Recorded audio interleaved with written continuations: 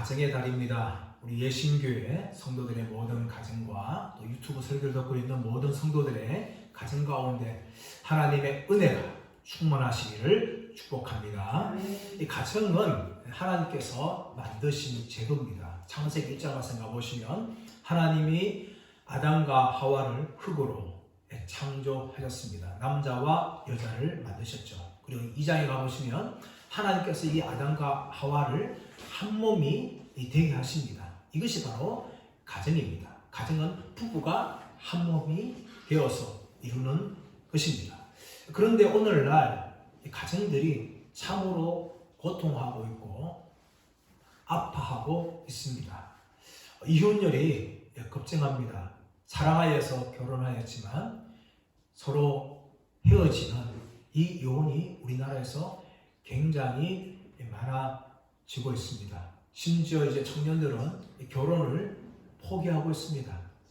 결혼에 대한 부담감들이 있는 거죠. 집 마련에 대해서 또 자녀 출산과 양육에 대해서 부담감을 갖고 있기 때문에 결혼을 꺼려합니다. 결혼을 하더라도 딩크족이 늘어나는 거죠. 부부가 맞벌이해서 돈을 벌지만은 자녀를 낳지 않습니다. 자녀 양육이 부담스러운 거죠. 출산율이 급감하고 있습니다. 또 어른이 되어서 장성은 하였지만 결혼하지 않고 부모한테 엉쳐 사는 또 캥거루족들이 늘어나고 있는 가운데 있습니다. 이런 가운데에서도 또 이 노인들의 고독사가 늘어나고 있습니다. 자녀들에 의해서 무관심 속에서 어린 어른들이 자녀들 모르게 그렇게 죽어 가고 있습니다. 그런데 어른뿐만 아니라 노인뿐만 아니라 요즘에는 50대의 사람들이 많이 고독사를 당하고 있습니다. 무관심 가운데 50대의 젊은 사람들도 그렇게 죽어가고 있는 현실입니다. 이런 상황 속에서도 부모의 버려짐에 의해서 홀로 살아가야 되는 청소년들이 또 있습니다. 그들을 향하여서 자립준비 청년이라고 하죠. 이 사람들은 어릴 때에 부모에 버려져서 고아원 같은 복지센터에 맡겨졌습니다. 그런데 자라서 만 18세가 되어지면 거기서 나와야 됩니다. 독립을 해야 합니다. 그런데 몸은 어른이 되어가고 있지만 아직까지 어리죠. 그래서 어떻게 인생을 살아가야 될지에 대한 준비가 전혀 되지 않습니다. 이런 아이들 가운데 누군가가 그들을 돌보아주고 그들을 품어줄 수 있는 보금자료 같은 가정이 생긴다면 얼마나 그들에게 힘이 되어질까요? 그러나 현실은 그렇지 못하고 어느 누구에게도 도움을 받지 못하고 있는 아이들이 그렇게 늘어나고 있습니다. 사랑하는 여러분, 우리가 인생을 살아가는 데 있어서 누군가로부터 도움을 받는다는 것은 참 감사한 것입니다. 그뿐만 아니라 자녀들이 부모의 사랑 속에서 부모의 지원과 돌보심을 받을 수 있다는 것은 참 그 자녀에게 복된 것입니다. 하지만 부모도 점점 늙어갑니다. 부모님의 건강도 점점 사라지고 있고 또 부모가 가지고 있는 재산도 영원한 것이 아닙니다. 언젠가는 부모도 우리에게서 다 사라지고 많은 그런 존재인 겁니다. 이런 인생을 살아가면서 우리가 어떻게 살 수 있는가? 바로 믿음의 사람들은 변하지 아니하시는 하나님을 바라보고 그 하나님을 의지하는 삶을 살아가야 될 줄 믿습니다. 인생의 모든 것 다 변합니다. 우리 인간들은 다 변화가 되어 있습니다. 영원한 것은 아무것도 없습니다. 하지만 영원하고 불변하시는 하나님이 계시기 때문에 우리는 그 하나님을 바라보며 의지하는 믿음의 삶을 우리 모두가 다 걸어가야 할 줄 믿습니다. 오늘 말씀은 지난주에 이어지는 말씀인데요. 사도 바울은 지난주에 우리의 구원이 얼마나 절대적으로 안전한 것인가를 사도 바울이 로마서 8장 29절에서 30절 말씀에서 이야기합니다. 29절에 나오고 있는 하나님이라는 주어가 우리 한글 성경에는 단 한 번만 나옵니다. 그러나 헬라 성경에는 8번이나 나옵니다. 하나님이 미리 아시고 하나님이 미리 정하시고 하나님이 정하신 그들을 하나님이 부르시고 하나님이 부르신 그들을 하나님이 의롭다 하시고 하나님은 어렵다 하신 것들을 하나님이 영화롭게 하셨느니라. 그것이 바로 29절 30절에 나오고 있는 이 하나님이라는 단어가 무려 8번이나 그렇게 반복되어서 헬라 성경은 강조하고 있습니다. 이것이 무슨 말입니까? 하나님이 우리의 구원을 계획하시고 완성시키기 때문에 우리의 구원은 너무나 안전하다는 것을 사도 바울이 말하는 것입니다. 그뿐만 아니라 하나님이 미리 아시고 미리 정하시고 부르시고 어렵다 하시고 영화롭게 했다는 이 5가지의 동사가 능동동사로 사용되어 있고 과거 동사로 사용했다는 겁니다. 그것은 바로 하나님이 이루시는데 이 모든 것은 이미 확실하게 이루어진 것이라는 것을 과거 시제로 그렇게 사도 바울이 표현을 한 겁니다. 이 모든 것들은 우리의 구원이 하나님에 의해서 이루어지는 것이며 이미 다 완성되어져서 변할 수 없는 그런 확실한 구원이다. 절대적으로 안전한 구원이라는 것을 사도 바울이 로마서 8장 29절에서 30절 말씀을 통하여 설명을 하였습니다. 그러면서 오늘 31절에서 39절의 내용은 사실상 덧붙이지 않아도 되는 내용입니다. 그럼에도 불구하고 왜 사도 바울이 이것을 이야기하는가 하면 혹시라도 의심하는 자들을 향하여서 다시 한번 사도 바울이 강조하기 위해서 이 39절에서 31절에서 39절의 내용을 덧붙이면서 5가지의 질문을 통하여 설명을 하는 겁니다. 31절 초반절 말씀 가보시면 그런즉 이 일에 대하여 우리가 무슨 말 하리요? 라고 사도 바울이 말합니다. 29절에서 30절에서 우리의 구원은 절대적으로 안전하다. 그 어떤 것도 우리를 빼앗을 수 없고 끊을 수 없다. 그렇게 확실을 이야기했는데 그렇다면 내가 더 여기에 대해서 무슨 말 더 해야 되나? 이 말이 무슨 소용이 있느냐? 하면서 말하지만 혹시라도 믿음이 약하거나 이 하나님의 구원에 대해서 의심하고 있는 자들을 향하여서 사도 바울은 다시금 강조하면서 이 5가지 질문에 대해서 스스로 물으면서 대답하는 걸 통하여서 우리의 구원이 너무나 확실하다. 그러므로 하나님의 사랑에 대해서 우리는 확실하고 붙잡아야 된다는 것을 사도 바울이 강조하면서 말하고 있는 것입니다. 첫 번째가 무엇입니까? 31절 하반절 말씀 보시면 만일 하나님이 우리를 위하시면 누가 우리를 대적하리요? 우리의 구원에 대해서 누가 우리를 대적할 수 있겠느냐? 만일 하나님이 우리를 위하시는데 누가 우리를 향하여서 대적할 수 있겠느냐? 라고 사도 바울이 첫 번째 질문을 하고 있습니다. 그럴 수 없다는 거죠. 하나님이 우리를 위하시기 때문에 만일 하나님이 우리를 위하시면 이라는 번역은 사실 조금 부정하고 되는 게 정확하게 번역하면 하나님이 우리를 위하시기 때문에 누가 우리를 대적하리요? 하나님이 우리를 위하시기 때문에 아무도 우리를 향하여서 대적할 자가 없다는 것을 이야기한다는 겁니다. 여러분, 하나님은 세상에서 가장 강력한 분이십니다. 어떤 존재도 하나님과 비교할 수 없고 하나님을 대적할 수 있는 존재가 없어요. 그렇기 때문에 사도 바울은 하나님이 우리를 위하시는데 누가 우리의 구원에 대해서 대적할 수 있겠느냐? 그렇게 말하는 거죠. 사무엘상 17장 같은 거 보시면 유명한 이 골리앗과 다윗의 싸움이 나옵니다. 골리앗은 블레셋 장수였어요. 어마어마한 신체를 가지고 있죠. 키도 무려 거의 3m 가까운 아주 거인입니다. 그런 거인이 맨 아침 나오면서 조석관으로 이게 이스라엘 군대를 향하여 조롱한 점. 근데 그 조롱소리를 들으면서도 사울과 이스라엘 백성들은 아무도 나와서 이 골리앗을 대적하지 못하였어요. 두려웠어요. 근데 그때 누가 나옵니까? 다윗이 나와서 골리앗을 대적합니다. 대적하면서 너는 칼과 단창으로 나에게 나오지만 나는 만군의 여호와의 이름으로 내가 너에게 나가노라. 그렇게 다윗이 골리앗을 말합니다. 우리는 전쟁 결과를 너무나 잘 알고 있어요. 다윗이 던졌던 그 물맷돌 하나에 골리앗이 이마에 박혔고 골리앗이 쓰러졌고 다윗은 달려가서 골리앗 들고 있는 그 골리앗의 칼을 가지고 골리앗의 목을 베었습니다. 다윗 승리를 끝났어요. 객관적으로 보았을 때 이 다윗과 골리앗 싸움은 사실 말도 되지 않는 것입니다. 권투 경기를 보십시오. 모든 경기를 보십시오. 이 체급 싸움은 엄청난 겁니다. 이 헤비급하고 가장 중량의 이 경량급에 해당하는 선수와 싸우면 헤비급 선수 한 번만 치면 날아갑니다. 그것이 골리앗과 다윗의 싸움이에요. 그런데 이 싸움이 다윗 전쟁 끝난 이유가 뭡니까? 골리앗보다 더 크신 하나님께서 골리앗과 싸웠기 때문에 골리앗은 아무런 상대가 될 수 없었다는 것입니다. 그러므로 이 싸움은 다윗의 승리로 끝날 수밖에 없는 그런 결론이 난 겁니다. 왜 그렇습니까? 하나님께서 다윗을 대신하여 골리앗과 대적했기 때문입니다. 그러므로 골리앗은 아무리 싸워도 다윗을 이길 수 없는 거예요. 다윗과 싸우는 것이 아니라 하나님과 싸우는 거예요.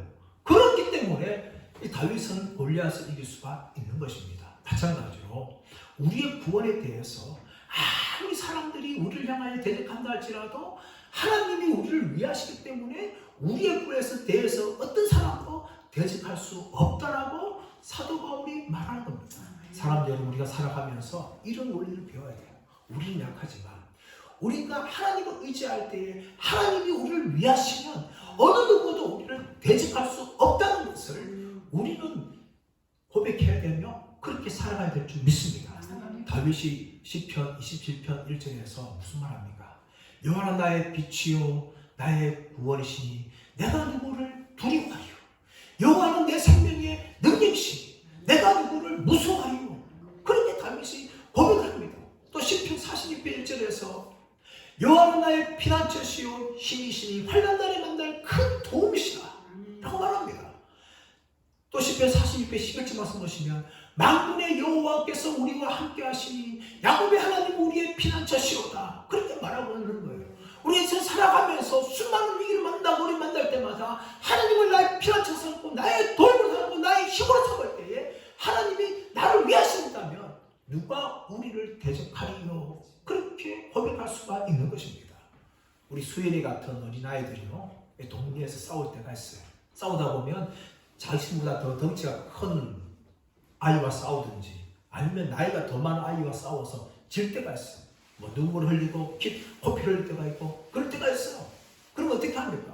그 어린아이들 할 수 있는 방법은 무엇인가 하면 자신이 끝까지 싸우는 것이 아니라 그 아이보다 더 큰 형이라든지 삼촌으로 들어오면 그냥 끝장나는 거예요. 우리 형 불러온다 하면 이기는 거예요, 여러분. 그것이 바로 우리가 하나님을 인생에서 수많은 번을 만나고 또 우리의 구원에 대적한 사람들을 만날 때에 우리가 하나님을 의지할 때 누가 우리를 대적하리요? 라고 말할 수가 있는 것입니다. 사도 바울은 이 원리를 가져와서 하나님 우리를 위하시기 때문에 우리의 구원에 대해서 대적할 사람은 아무도 없기 때문에 우리의 구원은 절대적으로 안전하다는 것을 사도 바울이 말하고 있습니다. 두 번째는 32절 말씀 나옵니다. 32절 볼까요? 시작. 자기 아들을 아끼지 아니하시고 우리 모든 사람을 위하여 내어주시니라. 어찌 그 아들과 함께 모든 것을 우리에게 주시지 아니하겠느냐. 31절은 분명히 하나님이 우리를 위하시기 때문에 우리를 대적한 사람은 아무도 없다. 그 사도 바울이 말하였습니다. 그런데 그 사도 바울 말 듣고 있던 사람들 중에서 이런 생각을 하고 있는 사람이 있는 거죠. 하나님이 우리를 위하시면 우리를 대적할 사람 아무도 없는 건 맞다.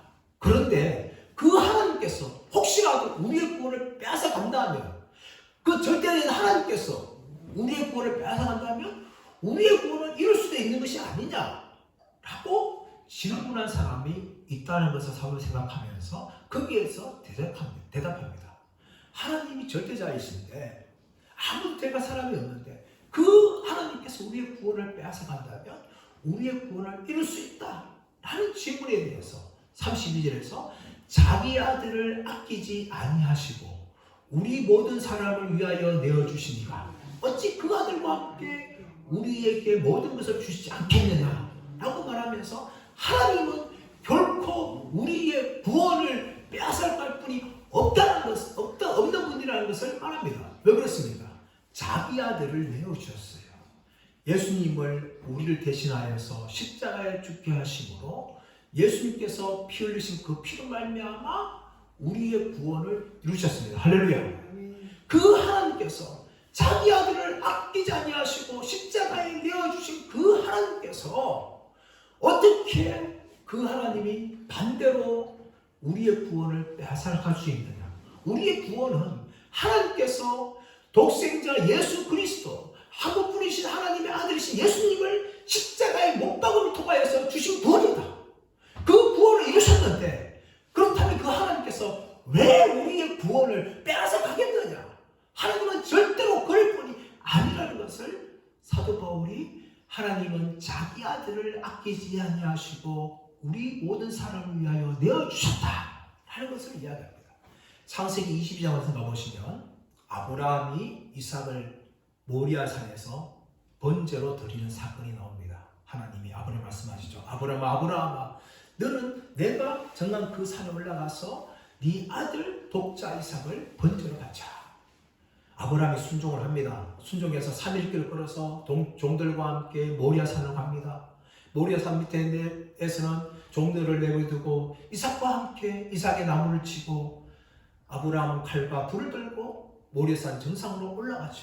그 정상에 올라가자마자 아브라함은 아무 설명도 하지 않고 이삭을 꽁꽁 묶어서 번제에 드릴 제단 위에 올려놓고 칼을 향하여 들고 이삭을 향하여 찌르러 가였습니다. 그때 천사가 아브라함아, 내가 이제야 네가 나를 경외한 줄 아노라 하면서 아브라함을 멈추게 합니다. 그리고 그 이삭 대신에 눈을 들어보니까 수풀이 걸린 순양을 발견해요. 그리고 순양을 죽여서 이삭 대신에 번제로 드렸습니다. 그 모리아산 정상에 4000년 후에 예수 그리스도께서 십자가에서 달리셨는데 아브라함은 자기 아들을 죽이지 않아도 되었지만 하나님께서는 우리의 죄를 위하여서 십자가 상에서 그 십자가 위에 자기 아들을 그렇게 죽게 하셨습니다. 바로 자기 아들을 내어주셨습니다. 우리의 구원을 위해서. 그렇다면 그 하나님께서 어떻게 우리의 구원을 빼앗아갈 수 있겠느냐? 그렇게 말합니다. 자, 그렇다면 왜 하나님께서 우리의 구원을 위하여 독생자 예수 그리스도를 십자가에 죽였습니까? 그 이유는 무엇인가 하면 하나님의 사랑입니다. 이유가 없는 사랑이에요. 하나님 왜 우리를 사랑했을까? 우리는 따져보면 사랑받을 만한 자격이 없어요. 하나님과 원수된 자였고 하나님께 반역한 자들이었습니다. 이런 우리를 향하여서 하나님께서는 일방적으로 하나님께서는 무조건 우리를 사랑했어요. 내가 사랑받을 만한 자격과 조건이 없었는데 불구하고 하나님이 그렇게 우리를 사랑하셨어요. 요한복음 3장 12절 말씀 보시면 하나님이 세상을 처럼 사랑하사 독생자를 주셨으니 이는 그를 믿는 자마다 멸망치 않고 영생을 얻게 하려 하시니라 라고 말씀합니다. 요한복음 5장 8절 말씀에서 우리가 아직 죄인들 때에 그리스도께서 우리를 위하여 죽으심으로 하나님께서 우리에게 대한 자기의 사랑을 확증하시느니라 라고 말씀합니다. 그러니까 우리를 위해서 십자가에 예수님을 자기 아들이신 예수님을 십자가에 내어주신 이유는 하나님의 일방적인 사랑이에요. 그 어떤 것도 아닙니다. 근데 그 사랑은요, 그 아들과 함께 모든 것을 주시는 사랑이에요. 8장 32절 말씀 보시면 그 아들과 함께 모든 것을 우리에게 주시지 아니하겠느냐라고 이야기합니다. 하나님께서는 독생자 예수 그리스도만을 우리에게 주신 것이 아니라 그 아들을 믿는 자들에게 예수님과 함께 천국의 상속자가 되게 하신다는 말씀하셨습니다. 로마서 8장 17절 말씀 자녀이면 곧 상속자니 하나님의 상속자요 그리스도와 함께한 상속자다라고 우리에게 말씀하고 있습니다. 그러므로 우리는요 예수님 믿는 그 순간에 예수님과 함께 모든 것을 하나님께 받을 수 있는 자들이에요. 우리가 왜 필요한 건 있을 때 어려움이 있을 때 하나님께 기도할 수 있습니까? 하나님이 우리의 아버지이기 때문에요. 이미 예수님이 주시기 때문에 우리에게 구하는 모든 것을 주시지 않겠느냐 라고 말씀하신 겁니다. 그러므로 우리는 그 하나님의 사랑을 믿고 우리의 구원은 결코 흔들리지 않는다는 것을 믿으시는 저와 여러분들 되시기를 예수님의 이름으로 축원합니다. 세 번째는 누가 고발하리요? 라고 말합니다. 33절 말씀 볼까요? 시작. 누가 능히 하나님께서 택하신 자들을 고발하리요? 의롭다 하신 이는 하나님이시니 누가 능히 하나님께서 택하신 자들을 고발하리요? 의롭다 하신 이는 하나님이시니. 다시 말하면 하나님이 이미 우리를 향해서 의롭다 선언했기 때문에 우리는 더 이상 고발받을 수 있는 사람들이 아니다 라는 것을 이야기합니다. 창세기 에베소 1장 4절 말씀 가보시면 창세전에 그리스도 안에서 우리를 택하셨다라고 이야기합니다. 우리가 택함 받았기 때문에 예수님을 믿는 거고 예수님의 양을 주로 고백하는 거예요. 내가 믿는 것이 아니라 이미 창세전에 하나님께서 택하시고 우리에게 택한 자들에게 믿음을 주기 때문에 내가 믿어지는 겁니다. 그럼 믿음은요, 내가 믿는 게 아니에요. 믿어지는 거예요. 성령께서 때가 되어서 불러주시기 때문에 그 창세전에 택한 그 모든 것들이 다 이루어졌고, 그 결과로 우리는 하나님을 향해서 믿음으로 고백을 하는 겁니다. 하지만 과거에는 우리는 하나님의 원수였고 하나님의 진노의 대상이었어요. 그뿐만 아니라 우리가 예수 믿은 후에도 사실 상당수의 많은 죄를 짓고 살아가고 있는 겁니다. 얼마든지 이런 우리들 향하여서 누군가 고발할 수가 있습니다. 지금도 여러분 총선이 끝났어요. 총선 끝나서 당선들이 되었죠. 당선들이 있는데 이제 국회의원 될 거예요. 그런데 이 총선 이 선거 전에 있었던 이 모든 것에 대해서 계속 고발하고 있어요. 이 사람은 부정선거를 한 사람입니다. 이 사람은 뭔가 문제 있는 사람입니다. 하면서 계속 이렇게 고발하지 않습니까? 고소건이 계속해서 일어나고 있어요. 그래서 그 고소건에 따라서 국회의원 당선 취소될 수가 있어요. 그만큼 고소와 고발이 무서운 겁니다. 마찬가지로 우리는 하나님의 자녀가 되기 전에 죄인이었고 지금도 우리는 죄를 짓고 살아가고 있어요. 그렇다면 우리를 향하여서 누군가 고발하는데 그 고발 대상이 누구? 고발의 주인공 누구겠어요? 바로 마귀입니다. 마귀를 헬라어로 디아볼로스라고 이야기하는데 이것은 중상하는 자, 비난하는 자, 고소하는 자 이런 의미가 있어요. 마귀는 끊임없이 우리를 향하여 고소합니다. 네가 하나님의 자녀야? 그런데 왜 넌 죄 주고 살고 있어? 네가 하나님의 자녀라면 이렇게 살면 안 되잖아. 네가 정직하다면 네가 죄인 걸 알 거야 하면서 끊임없이 마귀는 우리가 과거에 지은 죄에 대해서 또 하나님의 자녀가 되었지만 또 몰래 짓고 있는 죄에 대해서 우리의 죄에 대해서 끊임없이 마귀는 그렇게 공격을 합니다. 그때 우리는 어떻게 말해야 돼요?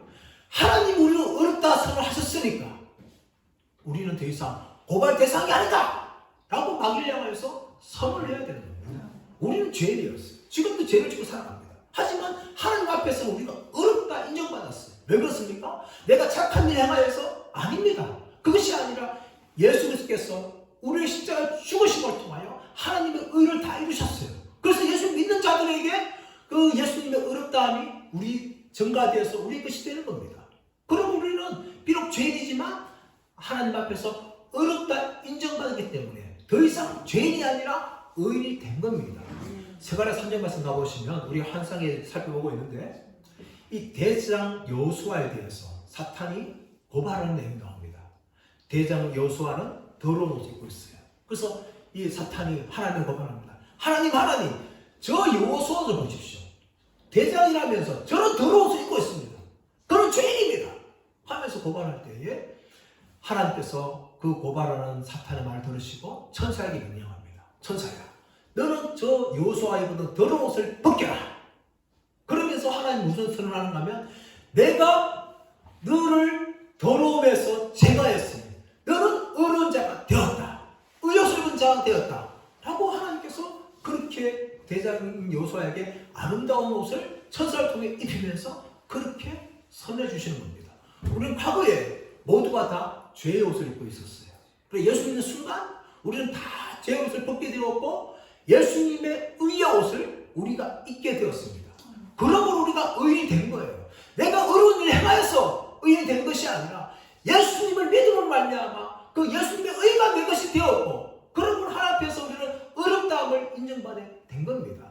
그러므로 우리가 하나님 앞에서 무엇입니까? 마귀가 끊임없이 너는 죄인이야. 네가 하나님 죄인인데 살면 되겠어? 하나님 너 미워해. 그렇게 끊임없이 우리를 정죄할 때에 아니다. 나는 이미 예수 믿었기 때문에 난 하나님 앞에서 의로운 자가 되었다. 라고 우리는 선언할 수 있게 될 줄 믿습니다.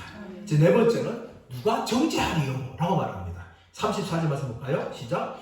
누가 정죄하리요? 죽으실 뿐 아니라 다시 살아나신 이는 그리스도 예수시니 그는 하나님 우편에 계신 자요 우리를 위하여 강구하시는 자신이라. 끊임없이 마귀는 우리를 향해서 너는 죄인이다. 너는 죄인이다. 그렇게 우리를 정죄합니다. 너는 지금도 하나님 자녀면서 죄를 짓고 있어. 너는 지옥 갈 거야. 그렇게 이야기할 때에 아니야. 우리가 어떻게 말합니까? 누가 우리를 정죄하겠느냐 하면서 34절 말씀 보시면 죽으실 뿐 아니라 다시 살아나신 이는 그리스도 예수시니 그는 하나님 우편에 앉아 계신 자요. 이것은 무엇인가 하면 예수님이 우리의 구속자, 구원자의 완성을 이뤘다는 것을 우리가 설명하는 겁니다. 예수님이 십자가 죽으셨어요. 그러나 십자가 죽으셨지만 하나님의 아들이기 때문에 3일 만에 다시금 부활하십니다. 부활하시는 이 땅에 40일 동안 계시다가 감난산에서 승천하시고 또 지금은 하나님의 보좌 우편에 앉아 계십니다. 하나님의 보좌 우편이라는 것은 하나님의 가장 강력한 이 힘을 가지고 있는 자리지만 하나님과 동등한 분을 말하고 있는 거예요. 예수님께서 이 땅에 육신을 가지고 있는 하나님의 아들이시지만 이제 성천하셔서 하나님의 영광을 그대로 다 소유하고 있는 분이세요. 그분이 바로 우리의 이 구원을 다 이루신 분입니다. 그러므로 우리는 더 이상 정죄받을 수 없어요. 예수님께서 우리의 구원을 완성했기 때문에 우리의 구원은 아무 부족함이 없는 겁니다. 그뿐만 아니라 예수님이 지금도 우리를 위해서 간구하신다라고 말합니다. 34절 하반절 말씀 보시면 우리를 위하여 간구하시는 자신이라. 우리를 위하여 간구하시는 자신이라. 우리가 범죄하고 넘어질 때에 지금 누가 우리를 기도하고 있는거예요? 예수님이 하늘 보좌 우편에서 우리를 위해서 기도하고 계신다는 겁니다. 우리가 믿음이 약해졌을 때에 예수님이 우리를 위해서 지금도 기도하고 계신다는 거예요. 그것이 바로 지금 예수님께서 지금 하고 계시는 일입니다. 예수님이요, 십자가에 달리기 전에 제자들을 향하여서 예수님이 끊임없이 말합니다. 내가 십자가에 달려 죽을 것이고 3일 만에 부활할 것이다 말할 때에 제자들은 다 놀라는 거죠. 예수님을 통하여서 이 유대 나라가 로마를 이기는 그런 나라가 되어야 되는데 이게 무슨 홍두 같은 소리냐 하면서 막 당황하면서 제자들은 말합니다. 예수님을 다 버린다 할지라도 나는 버리지 않겠습니다. 그런데 예수님이 특별히 베드로를 향하여서 베드로야 네가 오늘 밤에 나를 3번 부인할 것이다. 그러나 사탄이 밀가부르던 너를 요구하였지만 내가 내 믿음이 떨어지지 않기를 위하여서 기도하느니라. 너는 돌이키는 위해 형제들을 붙게 하라 하면서 베드로에게 예수님께서 베드로를 위해서 기도하신다는 것을 그렇게 말씀하시는 겁니다. 그 결과 뭡니까? 베드로는 예수님 말씀처럼 3번은 부인했지만 다시금 회복되어졌고 정말 예수님을 전하는 위대한 사도로 그가 평생을 살아가게 되었습니다. 그 결과 뭡니까? 예수님이 기도하신 거예요. 마찬가지로 우리가 이 땅의 삶을 살아가는 데 있어서 때로는 믿음의 승리를 하게 되었지만 때로는 여러 가지 고난과 핍박을 인하여서 넘어질 때가 있고 또 예수님의 마음을 섭섭하게 할 때가 있는 거예요. 그러나 그때도 하늘에 계신 예수님께서 우리 각자 한 명이 믿음이 떨어지지 않도록 시험에 집중해서 넘어지지 않도록 그렇게 지금도 기도하고 계신다는 겁니다. 유명한 찬송가, 지금 많은 분들이 알고 있는 곡 중에서 오래된 나온 찬송가가 있어서 복음성가가 있는데 그것은 바로 누군가 널 위하여 기도하네. 저는 그 곡을요 대학교 1학년 때 배웠습니다. 대학교 1학년 때 기숙사 생활할 때에 앞에 있는 교회, 학교 앞에 있는 교회가 걸어서 한 30분을 걸어서 나가야 되는 그런 멀리 떨어져 있는 교회였어요. 그런데 그 교회에 대학 선배와 함께 새벽기도 날 때가 됐었어요. 새벽기도 나가는 중에 그 선배가 윤호야 새로 나온 복음 성가가 있는데 내가 나한테 알려줄 수 있다 하면서 가르쳐 주었는데 그 곡이 바로 누군가 널 위하여 기도하네 그런 곡이었습니다. 그 곡 1절 말씀 보시면 당신이 지쳐서 기도할 수 없고 눈물이 빗물처럼 흘러내릴 때 주님은 아시네. 당신의 약함을 사랑으로 돌봐주시네. 누군가 널 위해 기도하네. 내가 홀로 외로워서 마음이 무너질 때 누군가 널 위해 기도하네. 사람 여러분, 우리가 힘들 때에 함께 예수 믿고 있는 성도들 또 믿음의 부모들이 우리를 기도하는 것 얼마나 힘이 되어집니까? 그러나 그뿐만 아니라 하늘에 계신 예수님께서 하늘의 보좌 우편에 계신 예수님께서 지금도 우리를 위해서 기도하고 계신다는 믿으시기를 바랍니다. 그러므로 우리의 구원에 대해서 어느 누구도 정죄할 수 없고 어느 누구도 건드릴 수 없다는 것을 사도 바울이 지금도 우리를 향하여서 로마서를 통하여 말하고 있는 것입니다. 다섯 번째로는 누가 우리를 그리스도의 사랑에서 끊을 수 있겠는가? 라고 질문합니다. 35절 말씀 보십시오. 함께 읽겠습니다. 누가 우리를 그리스도의 사랑에서 끊으리요? 환난이나 공고나 박해나 기근이나 적신이나 위험이나 칼이랴. 누가 우리를 그리스도의 사랑에서 끊을 수 있겠느냐? 아니다. 아무도 없다. 그것이 환난이라 할지라도 공고라 할지라도 박해나 기근이나 칼이나 위험이라 할지라도 그 어떤 어떤 것도 우리를 그리스도의 사랑에서 끊을 수가 없다라고 이야기합니다. 이 환란은 헬라어로 트리십스라는 단어인데 무엇인가 큰 물체가 압박하여서 짓누르는 거예요. 예를 들어 포도주를 짤 때 발로 팍팍 밟을 때 그것을 트리십스, 알맹이 얽혀서 액체가 나오는 그 상태를 트리십스라고 합니다. 맷돌로 무엇인가 갈아버릴 때 이것은 우리가 이 땅에 삶을 살아가는 수많은 스트레스를 말합니다. 육체적인 스트레스나 정신적인 스트레스, 이 모든 것들이 다 이 환란이라는 트리십스에 들어갑니다. 두 번째, 공고. 이 공고라는 헬라 단어 스테노코리아라는 단어인데 이것은 좁음과 공간을 따른 합성어예요. 무엇인가 제한된 공간에 갇혀있는 상태. 예를 들어서 예수 믿는 것 때문에 감옥에 들어가 있는 상태. 그것을 이 공고라고 이야기합니다. 박해는 예수 믿는 때문에 당하는 고난. 위험이라는 것은 예수 믿는 때문에 당하는 어려운 핍박이나 어려움들. 이 모든 것들. 칼이라는 것은 뭡니까? 칼은 누군가를 죽이는 살해. 이 모든 것을 말하고 있는 겁니다. 예수 믿을 때 우리는 환난이나 공고나 또 기근. 이 기근이라는 것은 이 경제적인 어려움. 궁핍이라는 것은 무엇인가 먹지 못하는. 이 모든 건 다 들어가고 있는데 이런 것들이 우리에게 찾아오지만 그 어떤 것도 우리를 그리스도의 사랑에서 끊을 수 없다라고 이야기합니다. 예수 믿는 우리들 환난에 대해서 결코 예외가 아닙니다. 오히려 더 예수 믿는 것 때문에 더 많은 핍박과 어려움을 받고 있지요.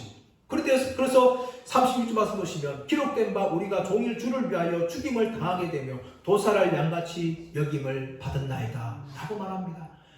여러분 이건 사도 바울의 고백입니다. 사도 바울은 얼마나 예수 믿고 또 예수님을 전하는 것 때문에 얼마나 박해와 어려움을 겪은지 모릅니다. 사도 바울은 고린도후서 11장 23절 27절에서 그가 받았던 이 고난에 대해서 이렇게 설명을 합니다. 나는 옥에도 갇혔고 매도 수없이 맞았고 유대인들에게 사실에서 하나 감한 매를 5번이나 맞았고 3번은 태장으로 맞았고 1번은 돌로 맞고 3번 파산하고 일주일을 깊은 바다에서 지냈으며 여행하면서 강의 위험, 강도의 위험, 동족의 위험, 이방인의 위험, 시내의 위험, 광야의 위험, 바다의 위험, 거짓 형제 중에 위험을 당하고 수고하며 애쓰고 여러 번 자지 못하고 줄이며 목마르고 여러 번 굶고 춥고 헐벗었다. 이렇게 이 자신이 당했던 고난에 대해서 고린도후서 11장 23절 27절에서 그렇게 간증을 합니다. 그렇다면 여러분 이 모든 고난들이요 사도 바울이 하나님께 버림받았기 때문에 일어난 것입니다. 아닙니다. 오히려 예수님과 더욱더 연합되어 있기 때문에 당하는 고난입니다. 사도 바울이 당한 모든 고난이 바로 예수님 믿는 것 때문에 예수님과 연합하기 때문에 당한 고난임을 성경은 말하고 있는 겁니다. 마찬가지로 우리가 이 땅 삶을 살아갈 때에 우리는 결코 이 고난과 환난에서 예외가 아닙니다. 인생에서 수많은 고난 당뿐만 아니라 또 믿음 때문에 당하는 고난이 많은 겁니다. 사도 바울뿐만 아니라 모든 성도들에게 해당하는 것이죠. 그리고 히브리서 11장 26절 28절에서는 36절 38절에서는 성도들이 당한 고난에 대해서 말하고 있는데요. 그들은 조롱과 채찍질을 당했고 결박과 옥에 갇히는 시련을 받았으며 돌로 치는 것과 톱으로 캐는 것과 시험과 칼로 죽임을 당하고 양과 염소의 가죽을 입고 유리하여 궁핍과 환난과 학대를 받았으니 이런 사람은 세상이 감당치 못하느니라 라고 이야기합니다. 히브리서 나오고 있는 11장 36절 38절에 나오는 이 모든 고난들은 다 초대교회 때 예수 믿는 성도들이 당한 고난이었습니다. 그러나 그들이 고난을 당했지만 그들은 결코 예수를 부인하지 않고 끝까지 십자가를 쫓아갔기 때문에 세상이 이런 사람들은 감당하지 못한다라고 말하고 있는 것입니다. 마찬가지로 사도 바울은 예수 믿는 우리들에게 정말 이런 고난이 있지만 그 어떤 것도 이런 고난이 우리를 그리스도의 사랑에서 끊을 수 없다라고 그런 결론을 맺고 있습니다. 38절 39절 말씀 보시면 내가 확신하노니 사망이나 생명이나 천사들이나 권세자들이나 현재일이나 장래일이나 능력이나 높음이나 깊음이나 다른 어떤 피조물이라도 우리를 우리 주 예수 그리스도 안에 있는 하나님의 사랑에서 끊을 수 없다라고 이야기합니다. 세상의 그 어떤 것도 내가 확신하노니 사망이나 생명이나 권세이나 장래이나 능력이나 다른 어떤 피조물이라도 우리를 그리스도 예수 안에 있는 하나님의 사랑에서 끊을 수 없다라고 사도 바울이 이 결론을 내리면서, 그러므로 우리는 이 땅에서 어떤 고난 당한다 할지라도 넉넉하게 승리한다 라고 이야기합니다. 30절에서 보시면, 그러나 이 모든 일에 우리를 사랑하신 이로 말미암아 우리가 넉넉히 이기느니라. 어떻게 이긴다고요? 넉넉히 이기느니라. 이 넉넉히 이기는 것은 히페로니카오, 아주 큰 점수 차이로 이기게 된다는 겁니다. 저는 야구를 좋아하지만요, 야구가 어떤 경우에는 뭐 1대0, 2대1 이렇게 승부를 할 때가 정말 많아요. 이런 경기들은요, 사실 응원한 팀이 이기고 있을 때 조마조마해요. 정말 경기를 끝까지 이길 수 있을까 하는 조마조마한 마음을 가지고 그렇게 경기를 끝까지 볼 때가 있는데, 그런데 이런 경우가 있는가 하면 어떤 경우는 아주 크게 이길 때가 있어요. 처음부터 1초부터 점수를 2점, 3점, 4점, 5점 막 내면서 20대1, 20대0 이런 경우 되면요, 보다가 신경도 안 써요. 그냥 오늘 경기는 이겼구나 하면서 그렇게 마치 이기고 있는 가운데 있지만 완전히 이긴 것처럼 생각하면서 안심하고 봅니다. 넉넉히 이긴다는 말이 바로 그런 표현이에요. 단지 1대0, 2대1로 이기는 것이 아니라 18대0, 20대0 이런 식으로 그 경기를 이기는 것처럼, 우리가 이 땅에서 어떤 환난 당한다 할지라도 세상 그 어떤 것도 그리스도 예수 안에 있는 하나님 사랑에서 끊을 수 없기 때문에 우리가 넉넉히 이긴다 라고 말하는 것입니다. 할렐루야. 그러므로 우리는요, 사도 바울이 이렇게 어떤 것도 하나님의 사랑에서 끊을 수 없다고 말한 것처럼 우리의 구원은 절대적으로 안전하며 어떤 순간에도 우리가 천국 가는 데 있어서 우리를 위협하지 못한다는 것을 믿으시고 끝까지 믿음의 길을 걸어가시기를 축복합니다. 그리고 이 로마서가 써진 후에, 사실 얼마 후에 이 초대교회에 큰 시험이 찾아옵니다. 네로 황제 때부터 이 네로 황제가 이 로마의 대화제가 그리스도인들 한 것이다 라고 책임을 돌리면서 그리스도인들을 핍박하기 시작하는데, 어떤 사람은 톱으로 켜고 죽임을 당하고, 어떤 사람은 십자가에 못 박혀 죽임을 당하고, 어떤 사람은 사자의 밥이 되기도 하고, 어떤 사람은 검투사위에 죽임을 당하고, 어떤 사람은 십자가에 매달려서 기름 부어져서 밤새도록 화형당하고 로마 신을 밝히는 그런 박해를 받게 되어집니다. 이것이 곧 로마서가 기록된 후에 앞으로 벌어질 그런 사건들입니다. 사도 바울은 몰랐을 거예요.